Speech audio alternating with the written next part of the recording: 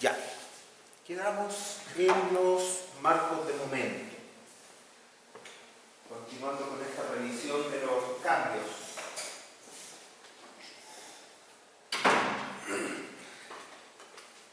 La verdad es que los marcos de momento no despertaron mucho interés, así que no se dijo mucho de ellos. Se pusieron algunas actualizaciones que son bastante secundarias en la práctica, ¿ya?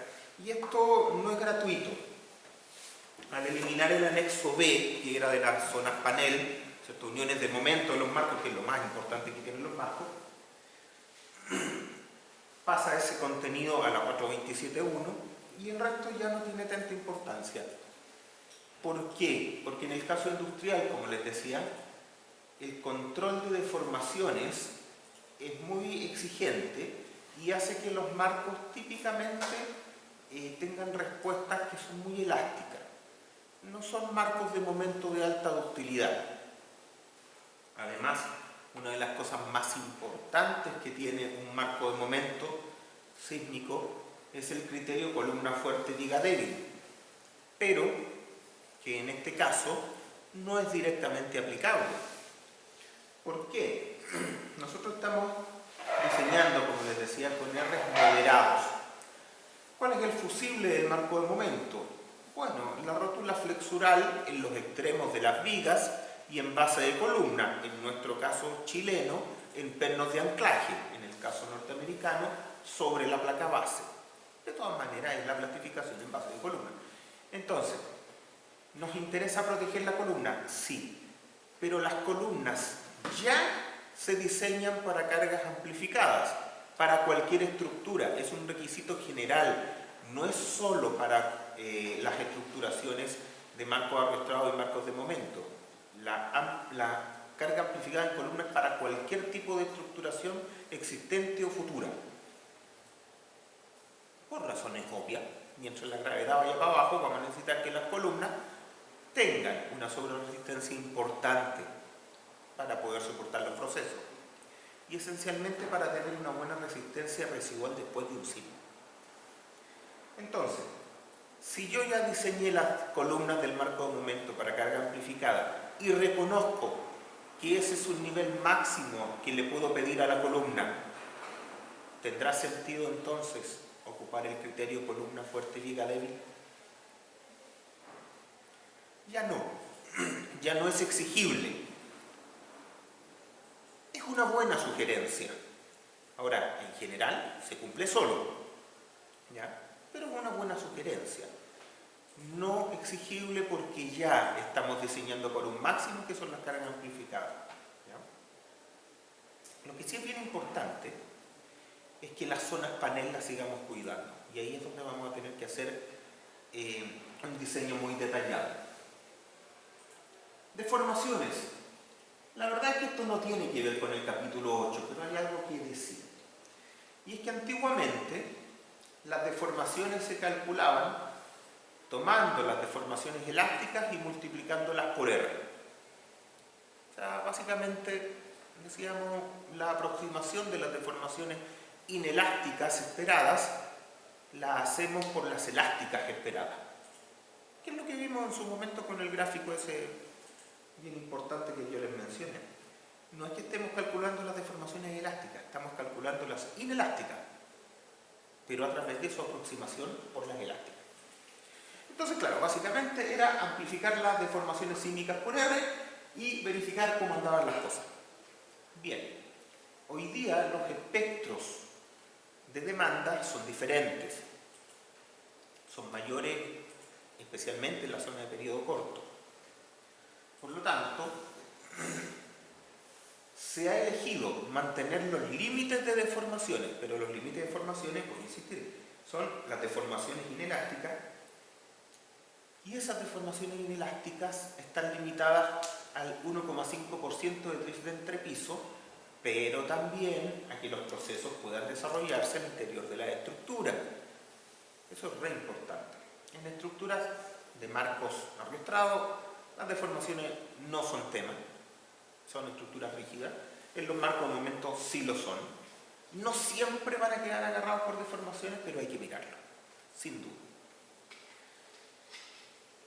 Hoy día las deformaciones se calculan, y esto se está discutiendo si se mantiene así o no, pero hoy día las deformaciones se calculan con el espectro de referencia. Recuerden que el espectro de referencia tiene la connotación de un espectro de amenaza o representativo de la amenaza o parecido a la amenaza, lo que ustedes le quieran llamar, una exigencia razonable, ¿ya? Del terremoto que tiene un periodo de retorno medio de 475 años. Entonces, calcular las deformaciones directamente con el espectro de referencia es bien parecido a haberle sacado los correctores a mi espectro de diseño, que eran el R, el amortiguamiento, el I, ¿cierto? Y el 0,7, y calcularlos amplificando eso. También puedo, ¿cierto? Calcular con el espectro de referencia es muy parecido a decir, mira, las deformaciones a nivel de diseño, ya, las multiplico por R, pero además las multiplico por 1,4, ahí tengo que sacarle el 0,7. Esto nos lleva a que en realidad las deformaciones, si nosotros decimos, mira, los espectros anteriores no tenían un significado físico concreto, sino más bien eran funciones de coeficiente sísmico que nos dejaban tranquilos, o que dejaban tranquilos a las personas que definieron la norma en esos años. Los espectros estaban orientados a proveer una resistencia razonable, ¿cierto? Por el método de la fuerza, pero no estaban orientados a predecir desplazamiento. Que no es que sea tan fácil predecirlo tampoco, pero hoy día que creemos un poco más en los espectros que tenemos, entonces lo razonable es usarlos también para pedir desplazamientos a esos niveles. Y eso es lo que se hizo. Ahora, pedir el 1,5 a nivel del espectro de referencia y no al espectro de diseño es más exigente que antes. Es más exigente en el ajuste porque cambiaron los espectros, pero también más exigente en el 1,4. Ese 1,4, desde el punto de vista del diseño internacional, está correcto. Pero está también en discusión si eso es suficientemente bueno o necesario en nuestro contexto nacional. Eso se está conversando todavía. Entonces podría cambiar. Pero lo que hoy día establece la norma es que usted calcule las deformaciones con el espectro de referencia, no con el espectro de diseño. ¿Por qué? Porque ese es el representativo de los desplazamientos. ¿Ya? Eso es lo que tenemos escrito hoy día. Fuera de eso, no hay más que decir. Resumen de cambios. Vamos uno a uno.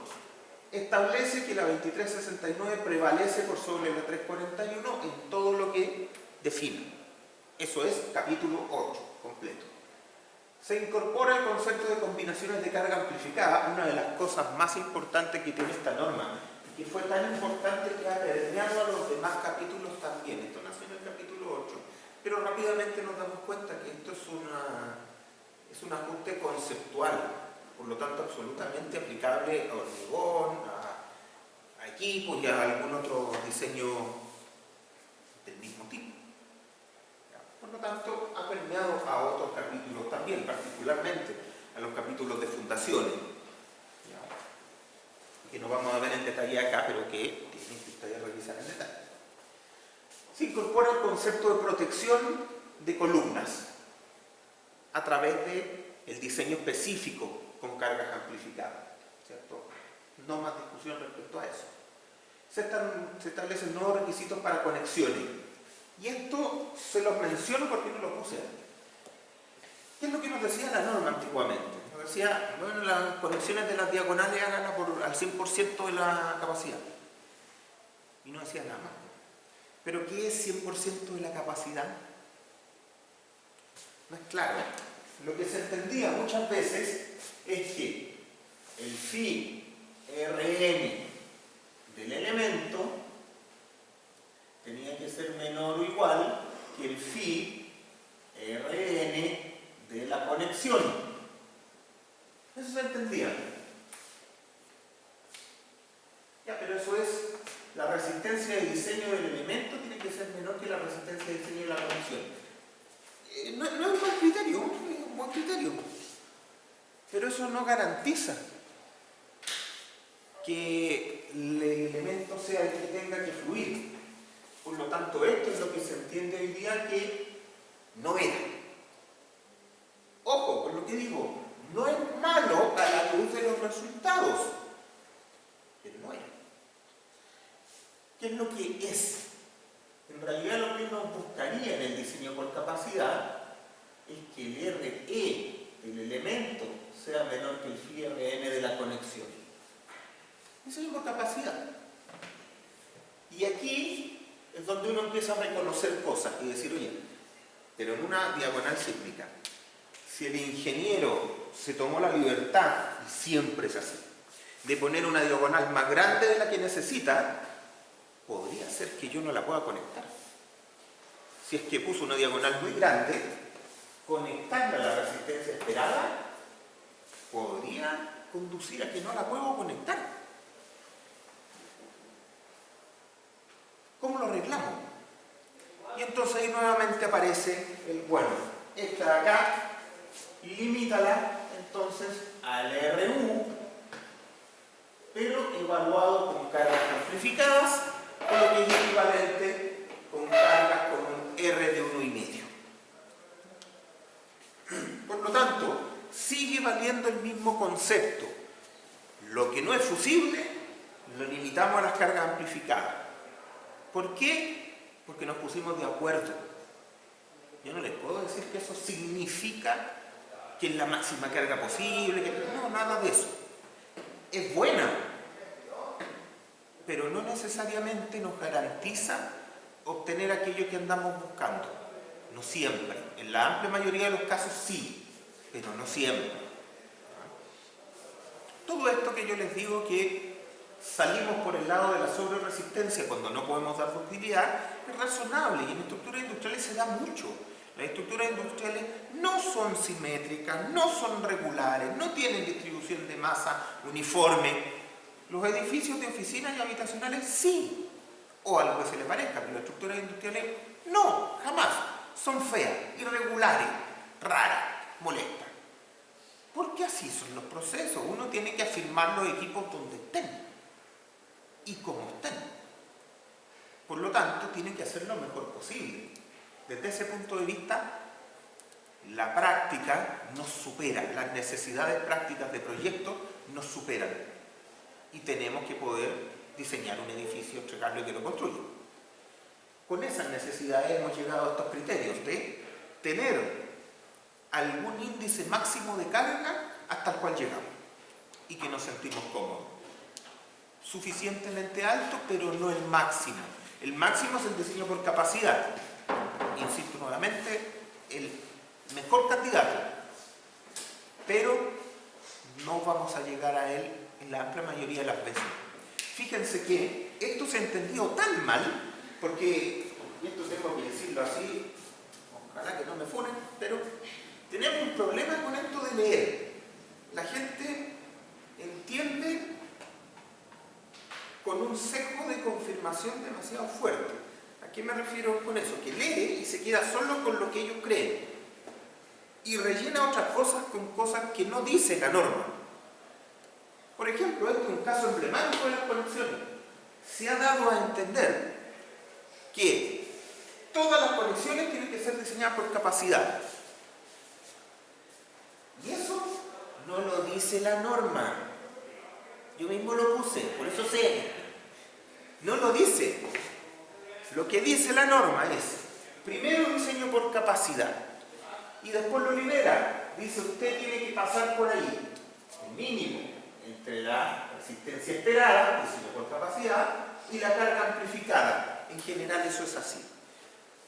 ¿Y saben cuál gana? Siempre gana la carga amplificada. Y gana tanto, porque, y ¿saben por qué gana? Porque la gente pone diagonales muy grandes, que pandean en compresión, pero que no van a fluir en tracción.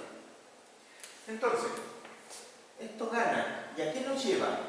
Nos lleva a que el criterio tradicional, el criterio tradicional que era phi Rn del elemento menor que phi Rn de la conexión, la amplia mayoría de las veces es suficiente. Por eso que esta norma, cuando uno la lee, la entiende y la aplica en lo que dice y no en lo que uno cree que dice, funciona. Porque claro, esto le dice, mire, yo le voy a pedir más resistencia, pero cuando sea necesario. No le voy a pedir más resistencia a granel a cualquier cosa. Cuando usted usa un R grande y un R de 5, a lo mejor este número le va a empezar a hacer más ruido y lo va a tener que usar. Pero cuando usted usa R4, 3, esto va a ganar siempre. Y este criterio, que no era, pero se usaba, empieza a ser bueno. De hecho, la carga amplificada empieza a ser más chico que esto, por definición. Entonces yo podría conectar incluso para menos carga que antes. La norma lo permite, reconociendo que usted puso una diagonal grandota que no era necesaria y que no va a fluir. Ahora, ¿qué es lo razonable? Por lo menos, ¿cierto? Conectar a ese nivel, eso es razonable, pero la norma le permite hacer menos.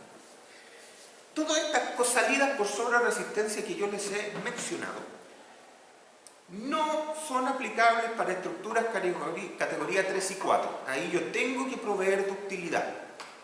Pero para estructuras categoría 1, no, categoría 2, que son las normales, todo esto que les he mencionado es aplicable. Ahora, el punto es, estructuras esenciales, críticas, para que sean categoría 3 o 4, peligrosas, ¿cuántas debería tener un proyecto? Una, dos.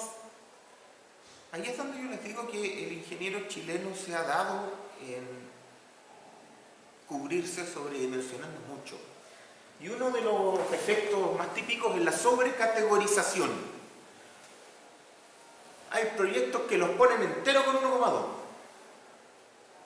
Y uno dirá, ¿y cuál es la diferencia entre estructuras normales y esenciales? No hay ninguna. No tiene sentido. No está bien. Es imposible que un proceso tenga puras estructuras esenciales. Una garita del guardia la van con 1,2. No funciona así. La definición de categorías está en la norma y dice qué cosas son categoría 3 y categoría 4. Si no están ahí, no son categoría 3 o 4 y son categoría 2. Un proyecto normal tendría que tener casi todas las estructuras categoría 2, normales. Y una o dos con categoría 3. Quizás una con categoría 4, que son más las peligrosas que le pueden hacer daño al resto de la gente. Pero claro, el sobrecategorizar es un problema del ingeniero, no es un problema de la norma. Entonces ahí hay que tener harto cuidado. Esta norma no necesita sobrecategorizar nada, necesita que la gente la cumpla. ¿Ya? No hay que llenarle vacíos con prácticas que son un poquito antiguas a esta altura. Aquí vale dejar las cosas trabajando al 100%, al 90%. No tiene que dejar las columnas al 30% como antes. No. Aquí vale que usted le saque punta al lápiz para hacer la estructura porque los requisitos se han recalibrado de manera que las exigencias están claras. ¿Ya? Entonces, ojo con esto de la sobrecategorización. Es un problema porque cuando a mí me dicen, oye, voy a subir de categoría una estructura, estoy sacando de la mesa todas las salidas por sobre resistencia y tengo que dar ductilidad. Ahora, si usted le va a dar ductilidad a la estructura más importante del proyecto, está bien. Está bien, tendrá que complicarse todo lo que hay que complicarse para darle a esa estructura el detallamiento por ductilidad que sea necesario. Pero para uno o dos en el proyecto, no para todas. Si no, no va a poder.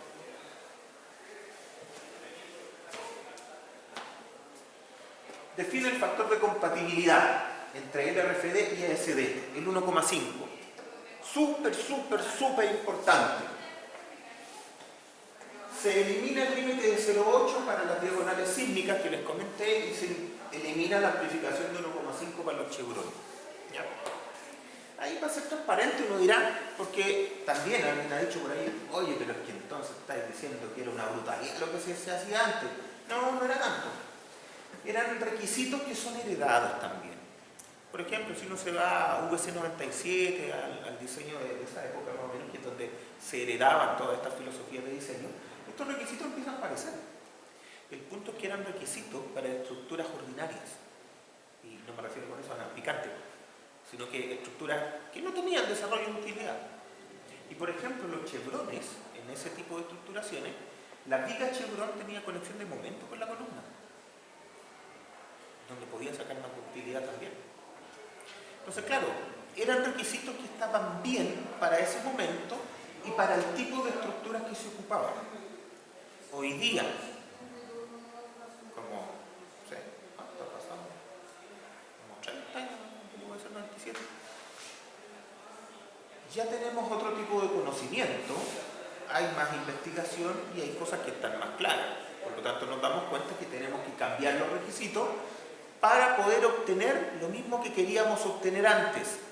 Ese es el mensaje de fondo, queremos obtener lo mismo. Lo que pasa es que nos dimos cuenta que había requisitos que había que ajustar para así poder obtener lo que queríamos obtener. Se incorporan requisitos específicos para los arrostramientos chevron, según desbalance inelástico, y para las cruces también. Se define la excentricidad aceptable para el chevron concéntrico, que eran 2 alturas de viga, y que es bastante, ¿eh? Se incorporan los requisitos para arrostramiento en cruz, que no habían. Se incorporan nuevos requisitos para conexiones de diagonales, ¿cierto? Esta es una parte que me la salté, no se los dije. Las diagonales, ¿cierto? Ustedes saben que para pandeo en compresión necesitan la rótula plástica en el gusset esencialmente, ¿cierto? Lo vimos en detalle. Pero también es válido que la rótula plástica se produzca en el elemento, ¿cierto? El pandeo de la diagonal en compresión depende de 3 rótulas flexurales.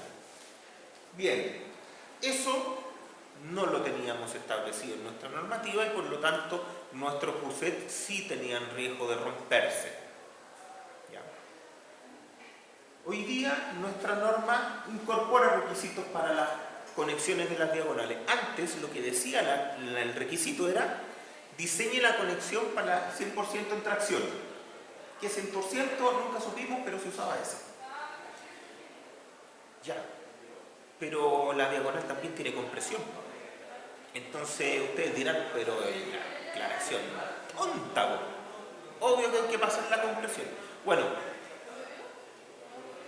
a lo mejor es obvio cuando uno lo está discutiendo acá, pero no es tan obvio en proyectos.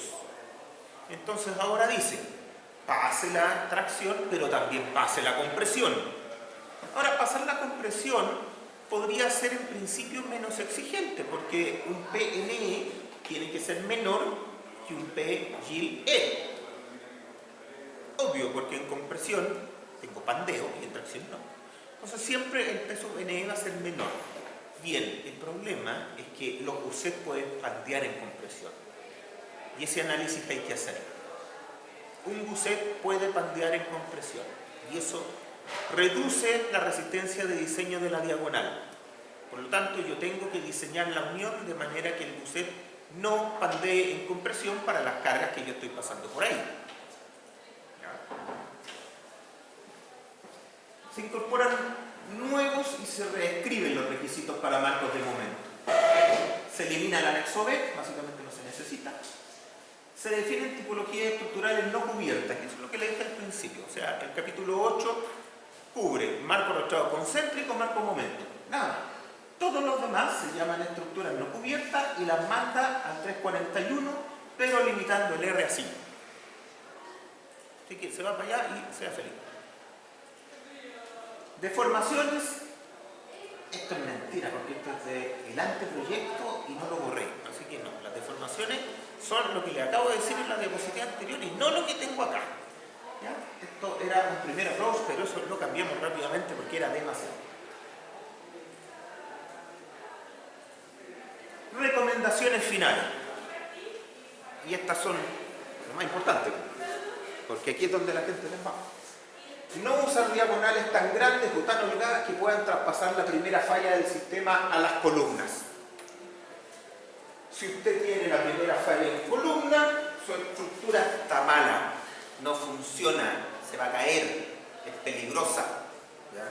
tiene que tener la primera falla en alguna otra cosa que no sea el elemento principal que traspasa las cargas gravitacionales al suelo. Y lo segundo, que no lo dije en ninguna parte, pero mucho cuidado con el uso de análisis directo para el diseño sismorresistente tradicional. Eso de mucho cuidado significa no lo use, no use análisis directo.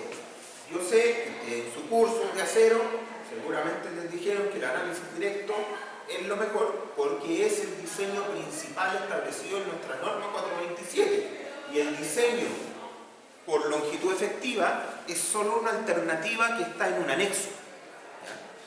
Bueno, esa alternativa del diseño por el método de la longitud efectiva que está en el anexo es lo que usted tiene que ocupar para diseño sismorresistente, no el análisis directo. No lo ocupe, no es compatible con un análisis modal espectral. ¿Ya? Listo. Vamos a pasar a un ejemplo que se me quedó en la casa, pero tengo la versión anterior que es básicamente la misma que la suya, así que da igual. Tenemos aquí una torre con arrastramiento tipo Chevron. Una torre que tiene las 4 caras exactamente iguales, como se ve ahí. Ahí está. Tiene una base de 5 metros, 3 pisos de 5 metros, arrastramiento Chevron, y acá arriba tiene un equipo. Está simbolizado con eso, bueno, un cubito. Ya. Que tiene el centro de gravedad 1 metro más arriba. ¿Por qué? Porque sí. ¿Por qué no? Ya, tengo las 4 caras de esta manera. ¿Qué se pide? Calcular columna, vigas o puntales y diagonales. O sea, básicamente, columnas, ¿para qué condición sísmica se calculan? Carga amplificada. Ya. Diagonales, ¿para qué condición sísmica se calculan? Carga reducida, posible. Puntales o vigas Chevron, ¿para qué condición sísmica se calculan? Diseño post-pandeo, equilibrio post-pandeo. O sea, las 3 cuestiones se calculan para distintas condiciones. Lo primero que hay que tener claro. Bien, dice que el equipo tiene una carga muerta de 50 toneladas y una carga viva de 0. Ya, o sea, esta cuestión es pura carga muerta. Ya, es una estructura arrastrada. Vamos a suponer que el viento no es tema, porque es muy abierta esta cosa, por lo tanto el viento no debería ser competitivo contra el sismo en carga lateral. Después, el sismo. Bueno, esta cosa en planta es cuadrada, tiene 2 direcciones principales. Y las 2 direcciones van a responder más o menos igual, porque independiente para dónde oriente los perfiles, la rigidez lateral de esto va a venir de la rigidez axial de las columnas y de las diagonales. Por lo tanto, no me interesa demasiado cómo oriento las columnas, voy a tener más o menos la misma rigidez. Ya. Entonces esta cosa parece que está como medio fácil. Como no tengo a mano ningún software, vamos a tener que hacerlo a mano. Con lo que el diseño no va a ser tan bueno como el que uno podría hacer con un software. ¿Cierto? La idea es que uno esto lo haga con un análisis modal espectral, como la gente. Pero bueno, no lo tenemos. Usemos acero A36 general. A todo esto, ¿es necesario usar acero A36? ¿No? ¿Por qué? Porque distintas opciones de todo. ¿Cómo cuál podríamos usar? ¿Tiene sentido? Es una buena idea. El A36 se usa casi como estándar. Todo el mundo usa A36 o algo equivalente, porque sí. Pero hoy por hoy las cosas son un poco distintas que hace 20 años.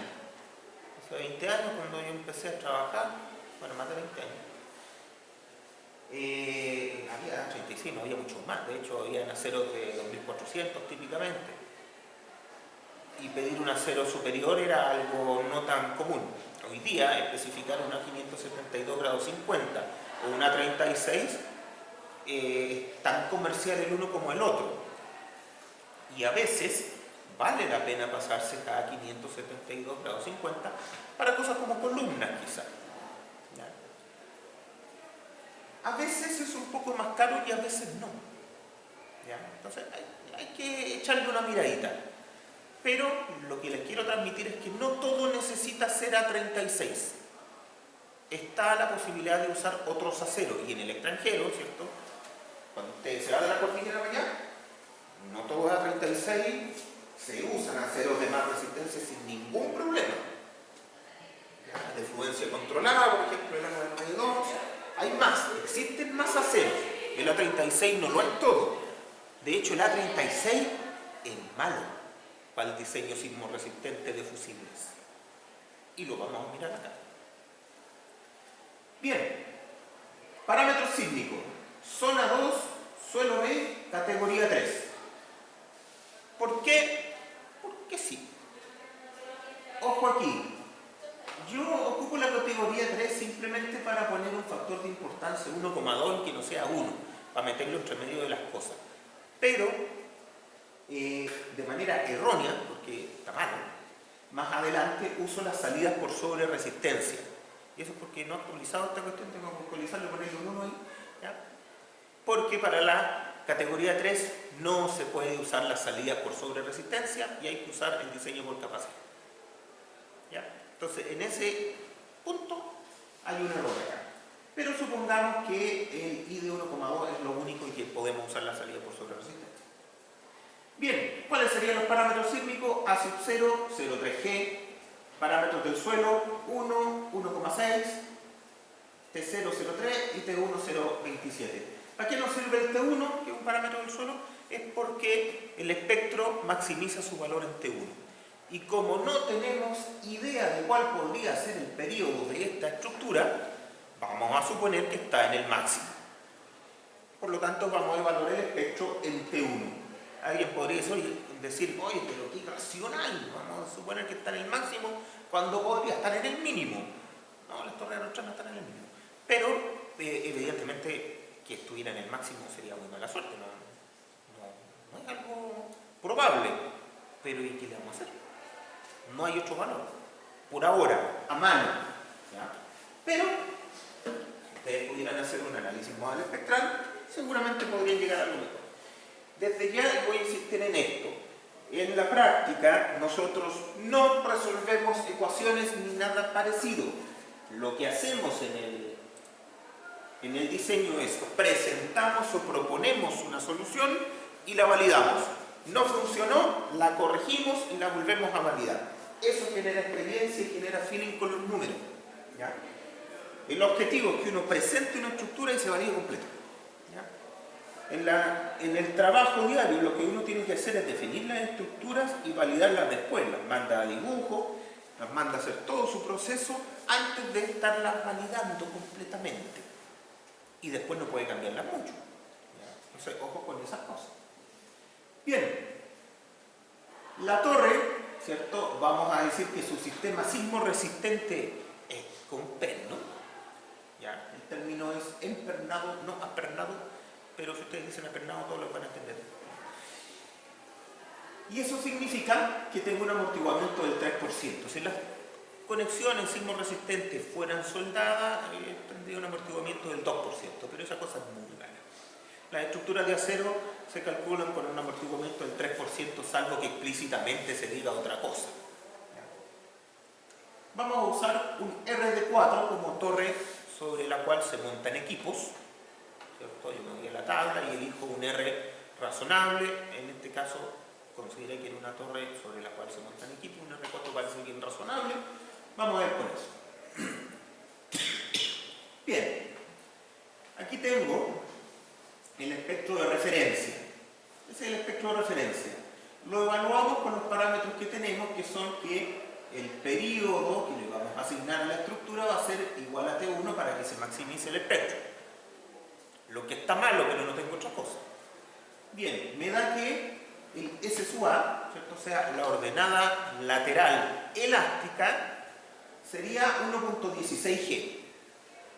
Ya, menos mal que no es el de diseño. Ya, y el SA de diseño, ¿cierto? Es agarrar este de acá y corregirlo por los valores que correspondan, que son corrección por amortiguamiento, corrección por importancia, corrección por el R y 0,7. ¿Por qué 0,7? Para después multiplicarlo por 1,4 y que eso de 1. Simplemente por eso. Ya. Salió el SA y dio 0,3. Perfecto. 0,3. Excelente. Entonces tengo el coeficiente sísmico horizontal reducido en 0,3. Razonable, bien.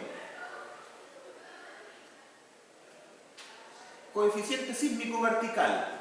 En el vertical vamos a usar también un análisis estático y esto está definido en la norma también. ¿Cuál es el coeficiente sísmico vertical? Se calcula de esa manera. ¿Cuánto salió? 0,42. Salió más que el horizontal. ¿Tiene sentido? Todo el sentido del mundo. Primero, la dirección vertical tiene un R chiquitito de sobre resistencia nomás y además es la más rígida. Por lo tanto, tiene alto sentido que sea vertical. Bien, 0,41. Ni un problema. Vamos a necesitar aquí evaluar el peso de la estructura. Y alguien dirá, ¿cómo va a evaluar el peso si no lo has calculado? Efectivamente, toda la razón, no tenemos idea. Y como no tenemos idea, inventamos de una manera razonable. Yo dije, las columnas van a pesar 100 kilos por metro. ¿Por qué? Porque sí. Las vigas van a pesar 100 kilos por metro. ¿Por qué? Por la misma razón. Y las diagonales van a pesar 25 kilos por metro porque sé que son más livianas. Después tendré que ver cómo anda mi suposición con el elemento que finalmente elegí poner. Y si anduve muy lejos, a lo mejor tengo que corregir. Si es que el peso propio de la estructura es relevante frente a las otras cargas. Veamos, ubicamos la estructura y nos salen 16,36 toneladas. Después decimos, incorporemos peso de conexiones. Y esto es un tema, porque hace años ya, ¿cierto? Cuando uno hacía los CAPEX, las ubicaciones para presupuesto, uno decía, ¿cuánto le pongo de conexión a esta cuestión? Se acostumbraba a poner como el 5%. Pero cuando venían después los resultados de maestranza, la cuestión subía mucho más. 10, 15, 20. Y movía el número. Yo les recomiendo que para efectos de diseño consideren que las conexiones son por lo menos un 10 o un 15% más. Se ha visto en proyectos reales un porcentaje de conexiones de hasta un 30%. Claro, alguien dirá, pero eso es mucho irracional. Efectivamente fue irracional y fue porque se conectó malamente. Son de esos proyectos que el ingeniero hace mal su trabajo, digámoslo así. Porque, no sé si les conté, pero en proyectos industriales típicamente las empresas consultoras diseñan los elementos pero no detallan las conexiones. Las conexiones se sacan a través de planos estándares y con notas generales. Entonces uno pone un plano estándar que dice, mira, esta es la forma en que quiero que se resuelva la conexión. Y le pone una nota que dice, conecte todo por capacidad. Claro, porque no es fácil escribirla, pero eso es lo que me lleva de un 10%, un 30% y más del presupuesto. Porque evidentemente lo que hemos visto acá es que casi nunca se requiere realmente la conexión por capacidad. Pero además, el concepto solo es aplicable y existe en el sistema sismo resistente. Todos los demás elementos no requieren conexiones por capacidad. Por lo tanto, decir conecte todo por capacidad es una soberana tontera. Pero bueno, a veces en proyectos la gente está apurada y tiene que hacerlo y pone unas notas súper leoninas y después resulta que mandan el presupuesto para cualquier lado. Y ese fue el caso. Un proyecto en que las especificaciones decían conecte todo por capacidad. Ya, subió el presupuesto. ¿Ya? Eso está malo. Pero ahora sí, la verdad es que las conexiones, a mí me parece por lo menos que nunca han sido el 5%. Yo creo que nunca bajaron del 10%. Aquí vamos a considerar un 15% por conexión. Para tener un número razonable. Ya, entonces estamos llegando a que el peso total del sistema estructural es 19 toneladas. y el equipo pesa 50. Ya, igual el peso estructural es significativo comparado con el equipo. A veces no lo es. A veces uno tiene los pesos de los equipos, las cargas vivas y todas las cosas tremendamente mayor a los pesos estructurales y por lo tanto no mueven nada. En este caso, la verdad es que sí es comparable. Bueno, de todas maneras, el peso total, el peso muerto de esta cosa son 69 toneladas. Ahí está. Aquí uno dirá, bueno, ¿y dónde está el centro de gravedad de esta estructura? Como para poner el sismo simplificadamente para el lado, ¿cierto? Uno dirá, a ver, el centro de gravedad de la torre pudiera estar como por aquí, ¿cierto? Más o menos, por ahí un poco más arriba incluso. Y el centro de gravedad del equipo está acá. O sea, aquí hay 50 toneladas y acá hay 20. ¿Qué dije? ¿Sabes qué más? Consideremos que están las 69 toneladas ahí y sigamos para adelante. Una condición conservadora, ya que no puedo hacer el análisis modal espectral. Entonces, con esa condición conservadora, vamos a diseñar. ¿Es buena? Ya le pusimos el C máximo, ¿no? No sé si es muy buena, pero no es tan mala como la otra condición. Sigamos. Fuerzas sísmicas, entonces. El E reducido, ¿cierto? Ese es el E reducido. Peso sísmico por el CH, que era 30%, entonces nos da que el sismo en la dirección X y en la dirección Y son 20,7 toneladas. Reducidas. En Z, bueno, son 29 toneladas. Listo, ahí está. Entonces con eso tengo el EX, el EY y el EZ. Ustedes saben que de acuerdo a esta norma, ¿cierto? Yo tengo que considerar varias combinaciones direccionales. En particular, la dirección horizontal, cuando considero X principal, tiene que ir acompañado del Y al 30% y el vertical al 60%. El vertical no me mueve mucho las cosas, ¿eh? Pero está al 60%. Y cuando considero en Y, la principal, en X tiene que ir al 30%. Ahora, digamos que esta torre es simétrica, por lo tanto, decir, le pongo la dirección principal en X o le pongo la dirección principal en Y, es exactamente lo mismo, porque es simétrica. Por lo tanto, vamos a analizarla solo la dirección X, considerando como secundario el Y. Y vamos a poner las 4 columnas iguales. En general, ustedes van a tener que hacer la diferencia entre las dos direcciones, pero no en este caso. Cuando yo tengo la dirección principal en Z, las horizontales bajan mucho. Bajan al 40% más o menos. Esta es la norma. Pero, razonablemente, esta es una estructura que tiene un centro de gravedad alto. Tan alto que lo pusimos arriba de la estructura. Por lo tanto, es evidente que el sismo aquí está controlando en su dirección horizontal por el tremendo volcante que tiene esta estructura. Tiene un centro de gravedad alto. Y me refiero a alto comparado con su ancho de base.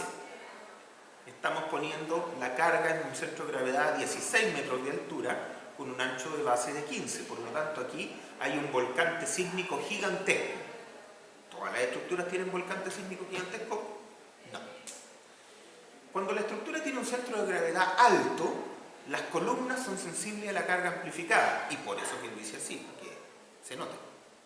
Cuando la estructura tiene un centro de gravedad bajo, las columnas no son sensibles a la carga amplificada, por lo tanto me pueden dar lo mismo que me dan con la norma anterior. ¿Ya? Pero el problema efectivamente se produce con estructura de centro de gravedad alto y por eso lo hice así. Ahí se va a notar la diferencia. Entonces, tenemos aquí los sismos en las 3 direcciones y vamos a considerar en la dirección horizontal solo X porque es simétrica. No vamos a considerar la dirección vertical como principal porque no nos aporta en nada, y ya van a ver. Y con eso seguimos para adelante. ¿Qué combinaciones de carga vamos a usar? Vamos a usar primero el método ASD. ¿Por qué? Porque es el que más se usa, aunque en el RFD es más limpio, pero vamos a usar el ASD porque lo usa todo el mundo. Combinación 1, que es para cargas reducidas. Vamos a tener que es la carga muerta más el sismo, no hay cargas vivas acá, más el sismo. Y el sismo tiene 3 componentes siempre. Principal en X, 30% en Y, 60% en Z. Combinación de carga 2. Ojo que son familias de combinaciones de carga, ¿ya? Que estas son para los elementos no fusibles. Entonces será lo mismo, carga muerta, pero la componente horizontal, que son dos componentes horizontales, las estoy amplificando por 0,7R. Y la componente vertical no la amplifico porque no fue reducida. Entonces, ¿cuánto vale el 0,7R en este caso? En este caso nuestro R es 4, así que el amplificador que hay acá es 2,8. Listo. Tenemos entonces, esta es la forma de evaluar elementos no fusibles, en este caso las columnas. Esta es la combinación para evaluar elementos fusibles, en este caso las diagonales. Y las vigas Chevron salen por el equilibrio post-pandeo, por lo tanto no es ninguna de estas formas. Lo primero, vamos por las columnas. Ya, las 4 columnas son iguales, porque queremos que sean iguales. Y aquí vamos a hacer un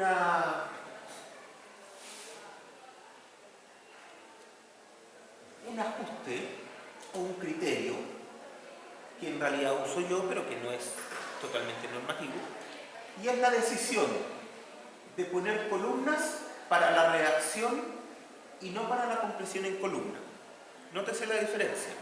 Lo que yo estoy proponiendo es diseñar la columna para la reacción en el anclaje y no para la compresión que venga del análisis estructural.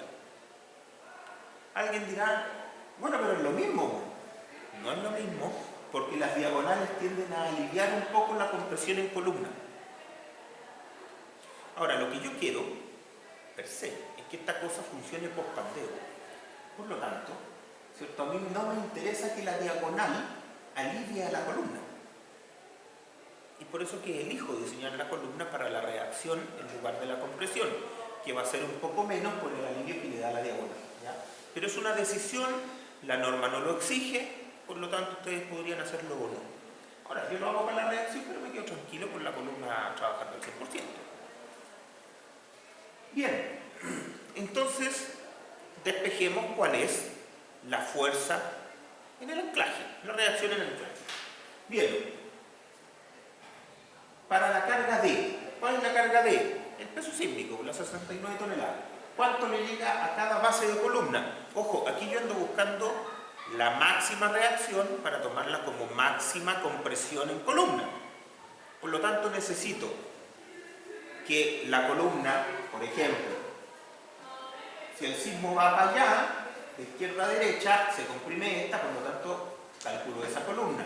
Ocupo el sismo en I también comprimiendo, y ocupo el sismo vertical también comprimiendo. Si necesitara la tracción en columna, tendría que considerar la carga de compresión gravitacional para abajo y todos los sismos estarían traccionando. ¿Ya? También lo vamos a necesitar. Bien, ¿cuál es la compresión debido a toda la carga muerta? Fácil. Es el peso sísmico dividido en 4, 17 toneladas.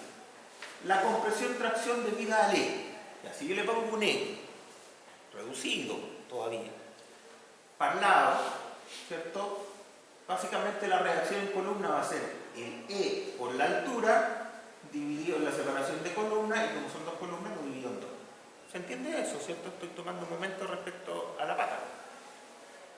Vamos acá. Si yo quiero sacar la compresión acá, tomo un momento respecto a esto. El diagrama de cuerpo libre me dice, la horizontal de acá no me interesa porque pasa por ahí, no hace momento. Pero los momentos que van para allá es la reacción por 5, y tiene que ser equilibrado por el EX por 16 de altura. Y listo. Con eso obtengo 33. Pero ojo, esa división por 2 es porque son dos columnas. Recuerden que el ejercicio yo lo veo plano, pero bien, entonces, la compresión tracción en apoyo es 33. Como estoy buscando la compresión máxima en columna, me interesa el 33 positivo. Bueno, en I es lo mismo, 33, ¿cierto? Cuando la carga en I es completa, me resulta esa compresión. El sismo vertical. El z dividido en 4 me sale en 7. Claro, no es un valor despreciable per se, pero ojo, al lado del 33, el 33 y el 17 no me va a mover los resultados. ¿Ya? Bien, ¿cuál es la compresión máxima en columna? Fácil. Tengo que entonces ocupar la combinación 2. Combinación 2, ojo con eso. Es combinación 2, aparece el amplificador. Utilizando todos los términos positivos, todos suman. Si quisiera la mayor tracción, tendría que tener las 3 componentes sísmicas negativas, pero esta sigue siendo positiva porque va para abajo. Bien, me sale una columna que tiene una compresión de 142. Aquí es donde se generan las mayores diferencias, porque si a usted se le olvida este amplificador y ocupa la combinación 1, esto lo podríamos hacer si tuviera el programa en este computador, pero no lo tiene. Si uno cambia este numerito que dice 2, lo cambia por 1, este valor se achica muchísimo, se achica a menos de la mitad. Por lo tanto, si usted se equivoca de combinación, va a estar poniendo una columna que resista la mitad de la carga, con lo que probablemente la columna se transforme en el fusible de su estructuración y esta cosa no tenga el RD4 que usted cree que tiene. Entonces, ojo. Bien, 142. Probamos un HN30 106 y queda al 89%. Lo dejamos. ¿Pesa más o menos 100 kilos por metro? Sí, por lo tanto no nos vamos a preocupar de corregir la cubicación. No la vamos a corregir porque esto pesa 106 en lugar de 100. ¿Ya? Cosa importante, ¿cierto? Longitud de pandeo, el entrepiso.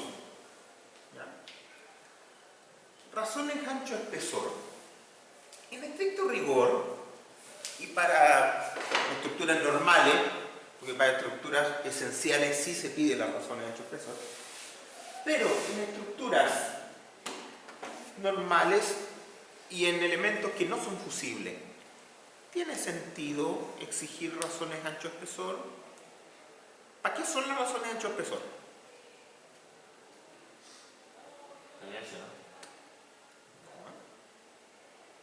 Las razones ancho-espesor tienen un solo objetivo, y es generar un ciclaje inelástico estable. Para eso son. Eso lo vimos en la clase anterior. Por lo tanto, en elementos que no son fusibles y que no van a llegar a la plastificación, no tiene sentido en principio, o no parece razonable, pedirle razones ancho-espesor, porque no van a salir del rango elástico, o no es parte de mi diseño que salgan del rango elástico. La diagonal, por cierto, tiene que cumplir la razón de ancho-espesor porque va a salir del rango elástico, va a pandear, va a generar rótulas plásticas, por lo tanto necesito ahí estabilizar el pandeo en compresión y para garantizarlo necesito la razón de ancho-espesor. Pero en la columna no. Bueno, aún así, en categorías 3 y 4, a la columna se le piden razones de ancho-espesor. Esta columna en particular, la que pusimos, es una columna que tiene un esbeltén local de alas de 8 y un esbeltén local de alma de 26. Les garantizo que cumple las razones de ancho-espesor, sin ningún problema. Alguien dirá, bueno, me dijiste que no necesita, sí, pero que no necesite es distinto a que no se las provea. En este caso a mí me pareció razonable poner esta columna en lugar de otra. ¿Ya? Y esta columna que yo elegí tiene razones ancho-espesor que son buenas de todas maneras.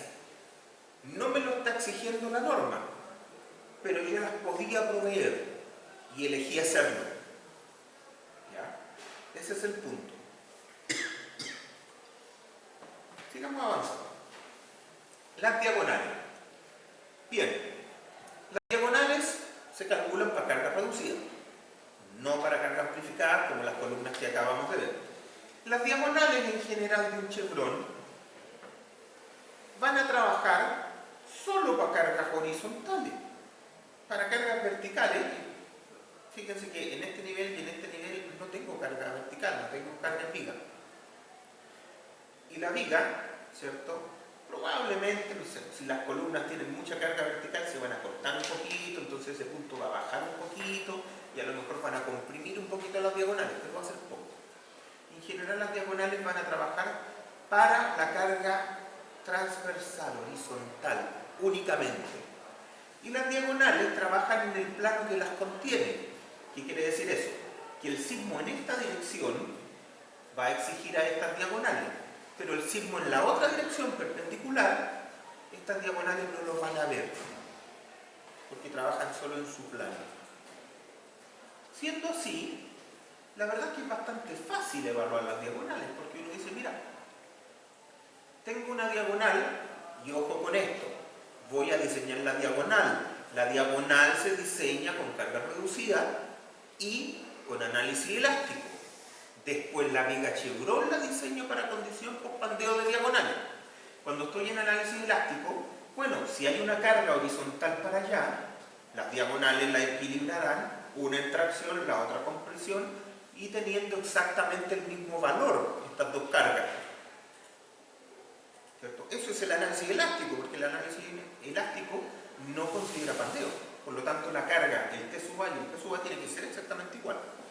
¿Y cuánto vale esta carga horizontal? Bueno, fácil, por la mitad del sigmo horizontal, porque son dos ejes paralelos los que toman esa carga sísmica. Bien, si resuelvo esto, ¿cierto?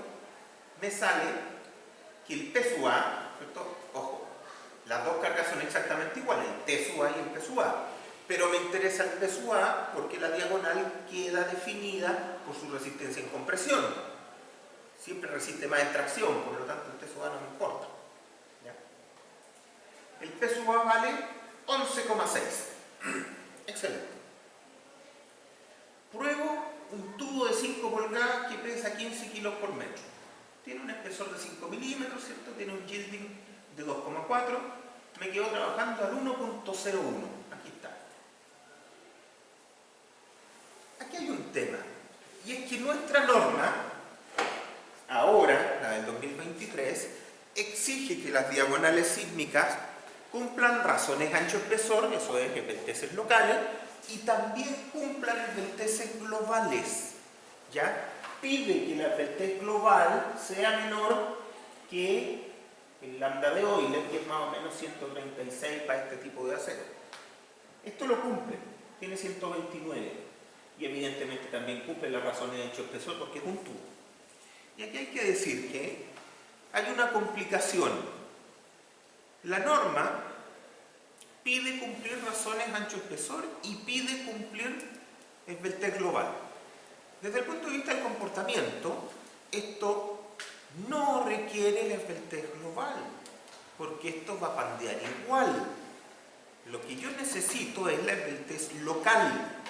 Esa es la que me sirve para el ciclaje en compresión y la estabilización de las rótulas plásticas del pandeo de la diagonal. No la esbeltez global. Pero el comité ha decidido exigir la esbeltez global también. Porque sí. Ok, entonces yo les diría, preocúpense de la esbeltez local, porque la necesitan. Y ojo que las razones ancho-espesor que se están pidiendo son razones ancho-espesor para ductilidad moderada, no para ductilidad alta. ¿Ya? Reconociendo que nuestros niveles de deformación inelástica van a ser bajos. Entonces se están pidiendo razones ancho-espesor que son bastante razonables. Si no se pueden cumplir o alguien tiene problemas para cumplirlo, a lo mejor ese diseño no estaría tan bueno. ¿Qué diagonales son típicas acá? L, XL, a veces perfiles doble T. Ya, con las razones de ancho-espesor que estamos poniendo en la norma, los diagonales plegados empiezan a tener problemas. Tendríamos que empezar a cambiarlos por ángulos L, XL laminados, que son de mayor espesor. Y bueno, es así. Es un problema técnico, no es de gusto. El problema es que en secciones abiertas, por ejemplo, el típico XL que uno ha ocupado históricamente para este tipo de estructura, si uno le exige la esbeltez local, que sí necesita, pero además le exige la esbeltez global, que no necesita. Las formas de las secciones conducen a que solo puedo poner perfiles que están sobredimensionados. Van a quedar trabajando al 50%, van a quedar trabajando a menos. Y como vimos, eso no es una buena idea. No es la mejor idea poner diagonales sobredimensionadas, porque lo único que hago yo es aumentar la capacidad del fusible. Si aumento la capacidad del fusible, entonces la carga que le llega a la estructura es mayor. Así funciona. Los únicos elementos que son suficientemente eficientes para cumplir las dos cosas de buena manera son las secciones cerradas. Por eso yo puse ahí un tubo. Tubos, cajones, esos elementos.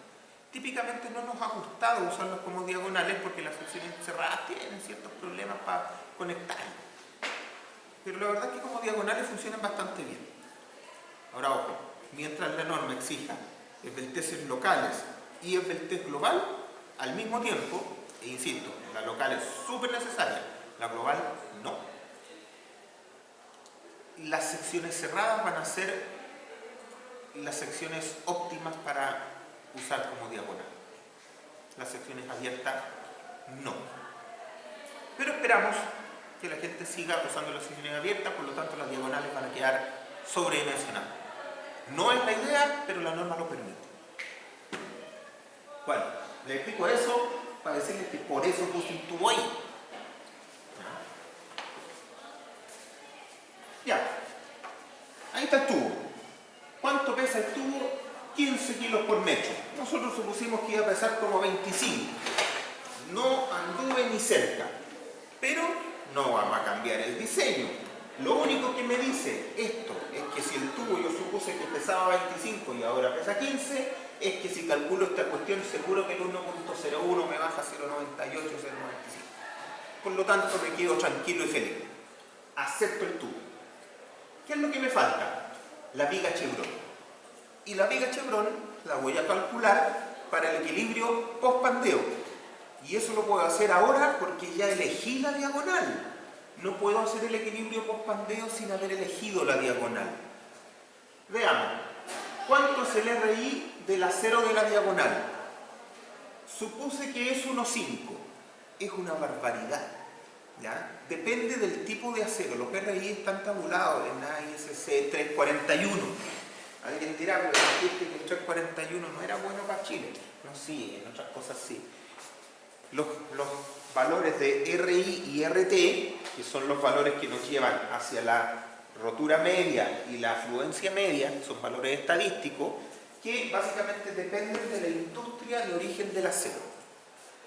Se ha visto que al medir esos valores estadísticos acá en Chile, dan los mismos valores, o aproximadamente los mismos valores, que el AISC 341 ya ha validado para la industria norteamericana.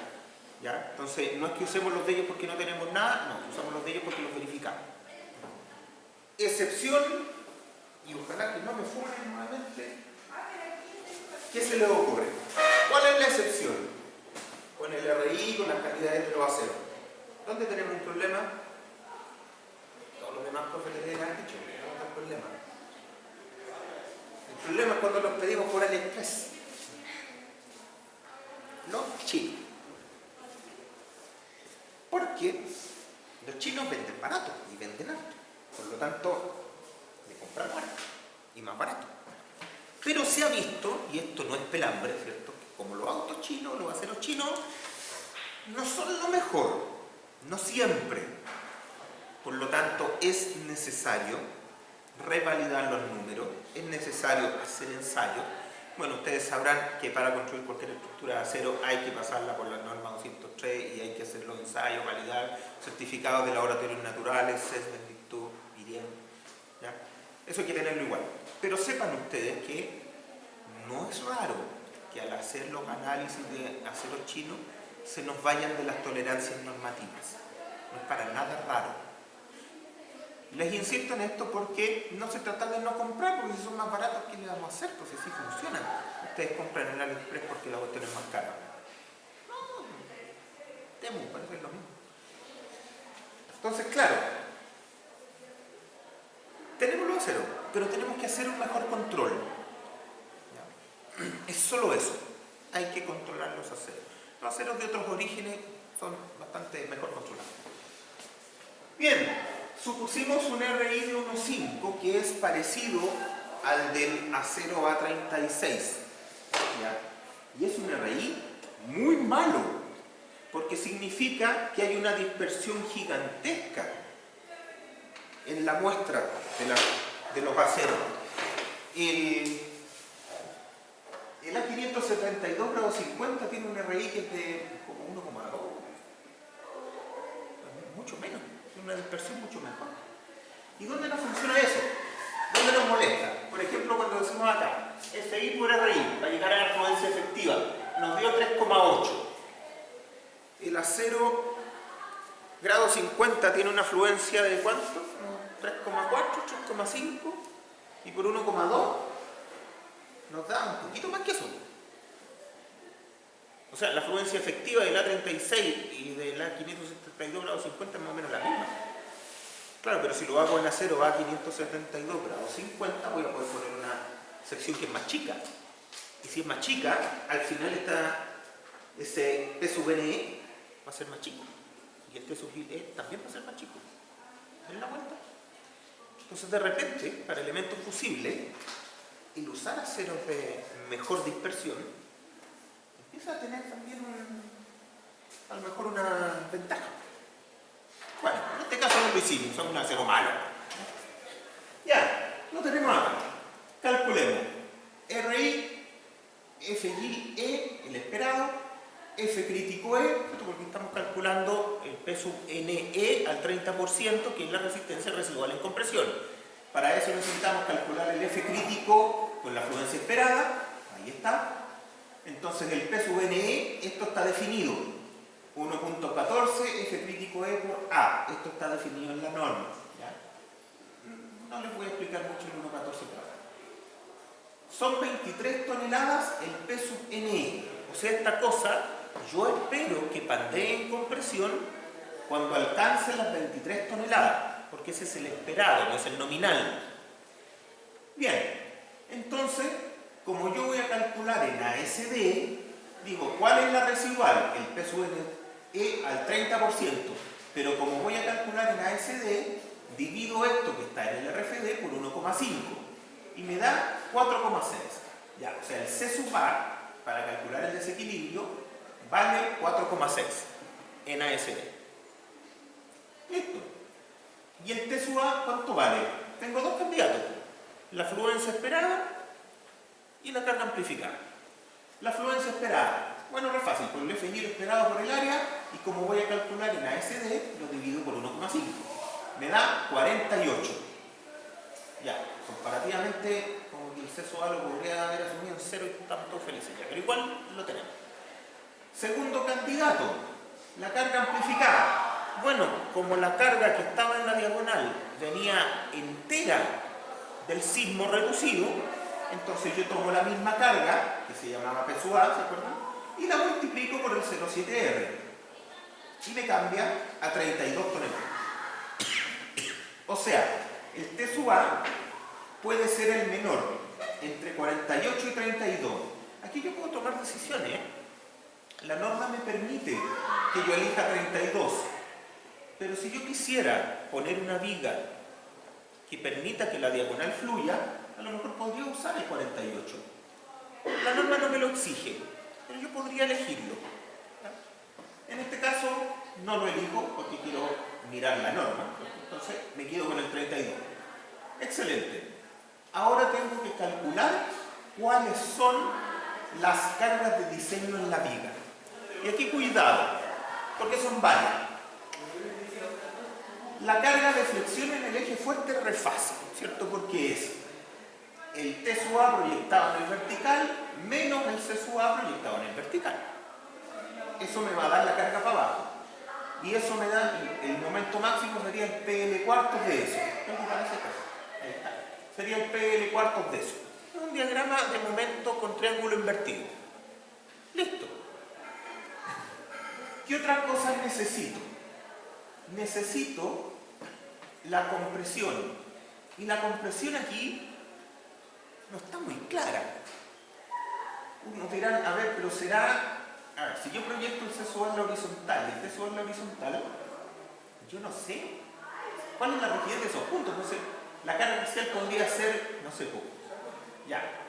Claramente es la suma de esa con esa en su proyección horizontal, pero podría ser toda para allá en compresión y acá cero, o podría estar acá en tracción y allá en compresión, podría irse de muchas maneras distintas.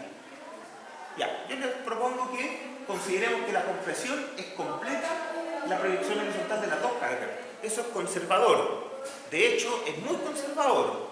Más aún, es tontamente conservador. Pero consume una cantidad del factor de utilización que no es relevante. Por lo tanto, como somos ingenieros, nos damos cuenta que uno no afina en lo que no es relevante. Uno afina en lo que es relevante.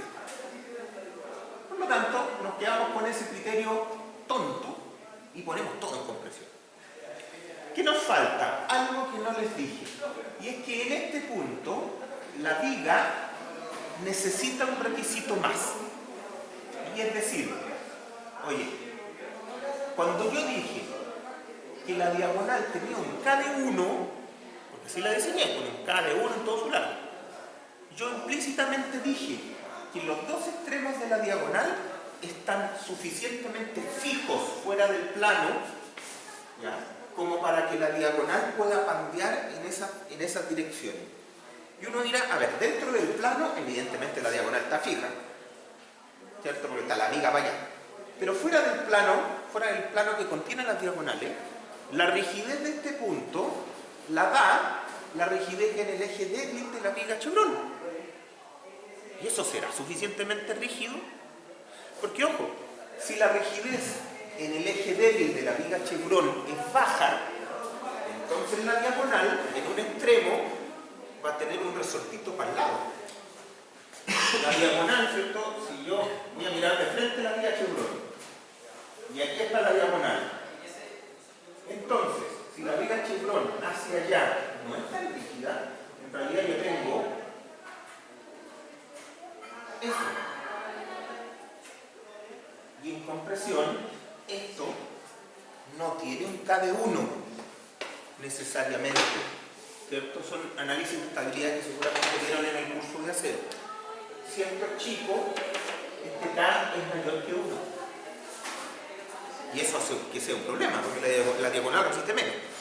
Bueno, para que esto funcione, entonces se pide que la viga tenga una rigidez lateral suficiente para que este K se aproxime a 1. Ese es el concepto. Y esos requisitos están definidos en NSH 427, parte 1, en los anexos. En todos los análisis de estabilidad. Están todos ahí. El requisito es dual. Se pide resistencia y rigidez. Y la gente dijo, pero es muy difícil. Ponte algo fácil. Entonces, finalmente dijimos, mira, ¿qué carga tendría que poner yo aquí al lado? Tendría que poner un 1%, más o menos, de la carga que quiero restringir. ¿Cuál es la carga que quiero restringir? Bueno, la resistencia en compresión, no la carga, la resistencia. Porque si yo restringo menos que la resistencia, entonces el factor de utilización ya no va a ser el que yo supuse, porque toda la cosa. Entonces, los requisitos reales son, yo necesito una resistencia y una rigidez para lado. La resistencia es ponerle un 1% de la carga que quiero restringir y la rigidez la tengo que calcular. No es tan complejo, pero la gente dijo, hagámoslo fácil. Ya, entonces lo que se hace, lo que la norma dice es, póngale para el lado, en vez de un 1%, póngale 2%. Y con esa exigencia de mayor resistencia, implícitamente yo cubro el requisito de rigidez. Ese es el concepto.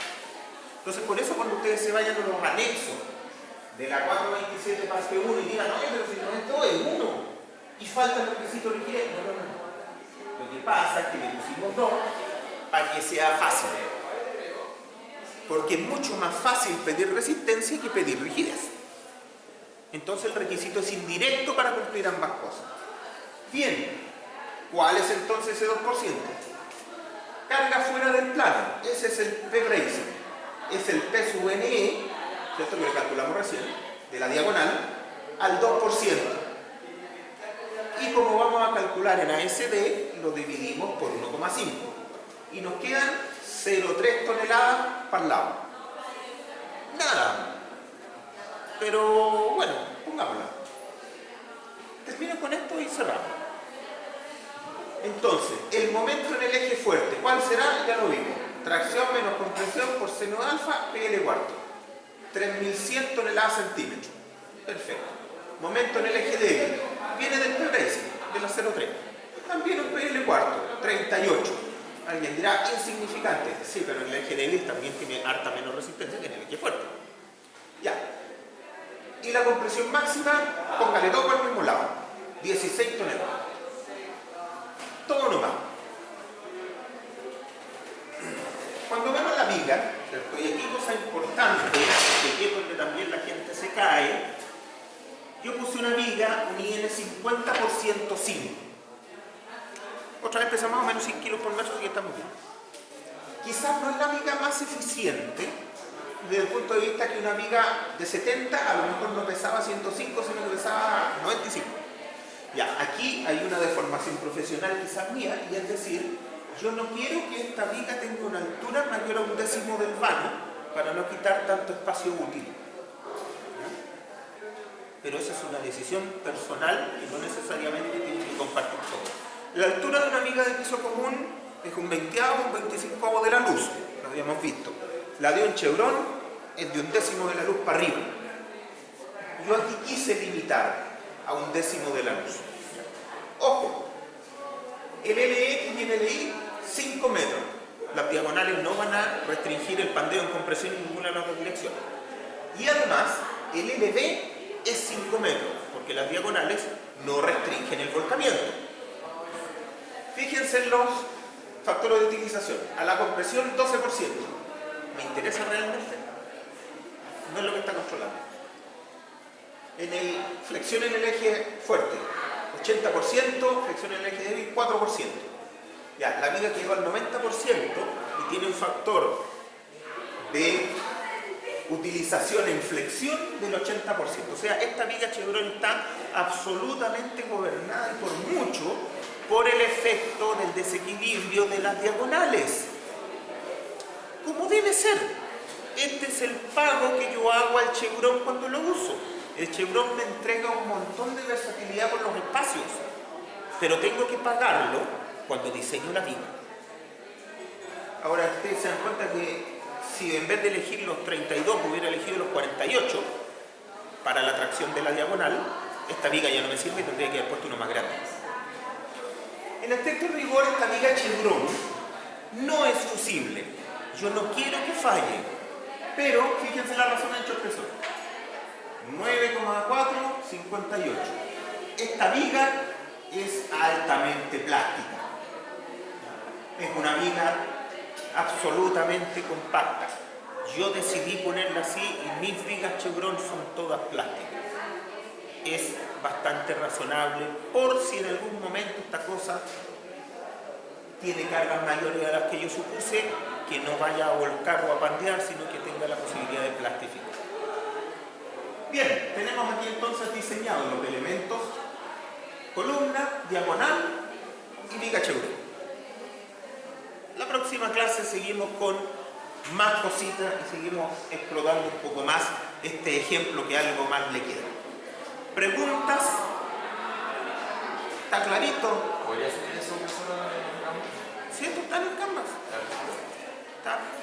En la carpeta de material complementario le dejé la torre y dejé una conexión axial también. Y esperaba ver, pero seguramente la vamos a pasar para allá. Eso. Esta semana la ayudantía es online. Hay ayudantía. No sé si es online.